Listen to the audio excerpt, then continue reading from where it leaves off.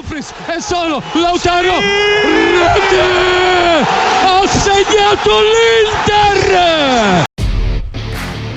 This is the Pazza Inter podcast, where we talk passion, tactics, victories, heartbreak, and everything in between.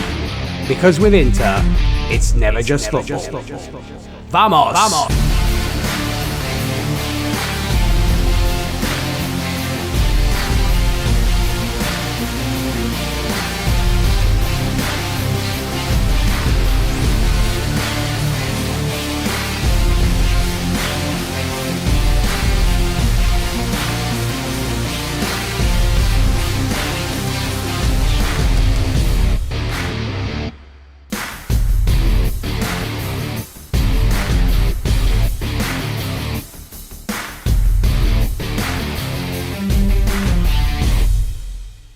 Well, ciao my people, and welcome to the Pazza Inter podcast. I'm your host, DJ Nik, coming at you from Milan, the home of the boys in black and blue.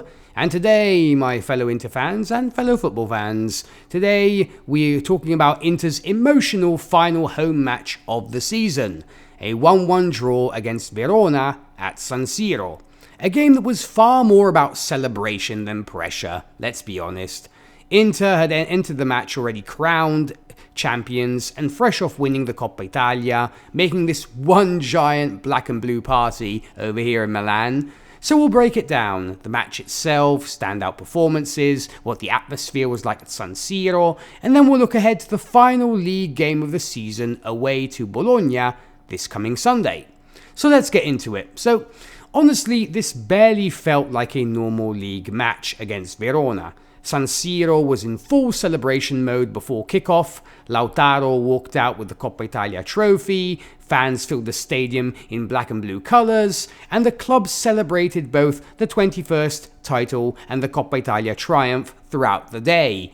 10 Coppa Italia, mind you. You could tell this was a victory lap for our dear coach Cristian Chivu and his boys.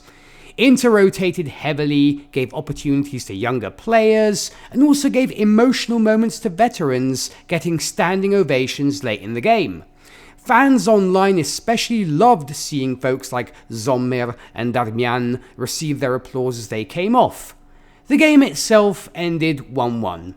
Inter finally broke through right after half-time in the 47th minute when a dangerous attacking move resulted in an own goal from Andreas Edmundsson. Officially it goes down as an own goal, but the pressure came from Inter's attacking movement and aggressive start to the second half.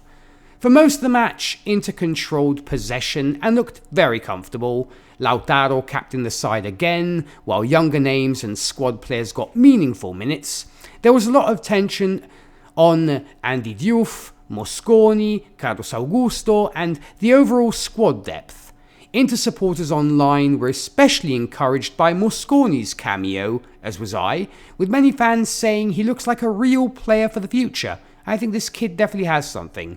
Diouf also received praise for one of his strongest performances in an Inter shirt so far, and fans highlighted his athleticism and creativity, even if consistency is still developing.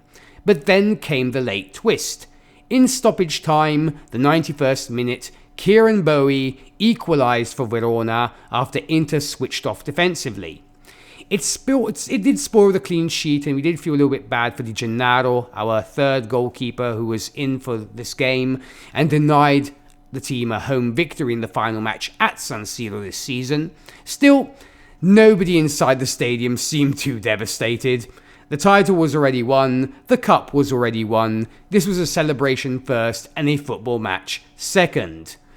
When it comes to squad rotation, Chivu clearly prioritised rest and recognition.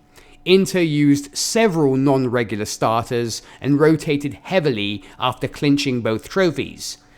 Once again, fans online repeatedly pointed out this was nowhere near Inter's strongest 11, and I tend to agree.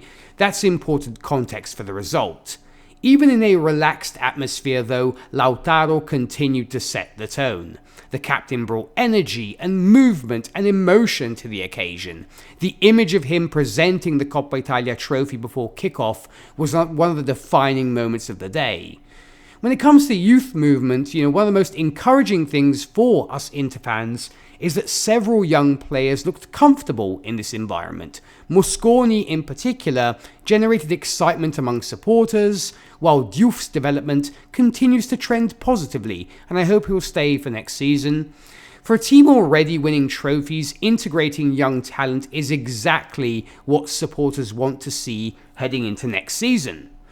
Looking ahead now to the final game of the season against Bologna, attention turns to this final match day. Inter will travel to Bologna on Sunday, May 24th. And while Inter have already secured the title, Bologna still have plenty to play for in terms of finishing position and ending their season strongly. Earlier in this season, Inter did beat Bologna 3-1 at home in an entertaining match featuring goals from Zielinski, Lautaro and Marcus Thuram. This upcoming feature I think feels interesting for a few reasons. I was kind of asking myself, will Kivu rotate again? Do more youngsters get opportunities? Does Lautaro play significant minutes? Can Inter finish the season with 90 points? We shall see. And there's also the motivation factor. Champions often relax after securing the title, but great teams want to end the season with momentum and professionalism. Inter already delayed Napoli's Champions League qualification race earlier this month with a loss to Bologna, so this is not an opponent they'll overlook completely. Bologna are a dangerous side when they press aggressively and attack in transition, but I think Inter's overall quality and depth should still make them favourites, especially if key starters return to the lineup. I know Lautaro does want to play this game. So even though Inter only drew 1-1 with Verona, the result barely mattered. The real story was the atmosphere, the trophies, the celebrations, the fans, and the feeling that this team has built something special again. A domestic double, another Scudetto, another Coppa Italia, and now one final game remains before the summer begins, and of course, big excitement for the World Cup next month. Inter fans, of course, so have plenty to celebrate, so let's definitely celebrate this because middle of August, or should I say late August, is when the new season will begin, and so we shall see. We'll have to hold on to the titles that we did win, so let's definitely enjoy it while we've got it. Hopefully we'll be able to repeat a double, or heck, maybe even a treble, if we can finally bring the Champions League home. Well, that's it for today's episode of the Pazza Inter podcast. Remember, of course, with Inter, it's never easy, it's never calm, and of course, it's never boring, but we wouldn't have it any other way. As always, share the podcast with a fellow Inter fan or football fan, and I will see you next time. I have been your Italian DJ Nik. Thank you for listening, and as always, Forza Inter. Vamos!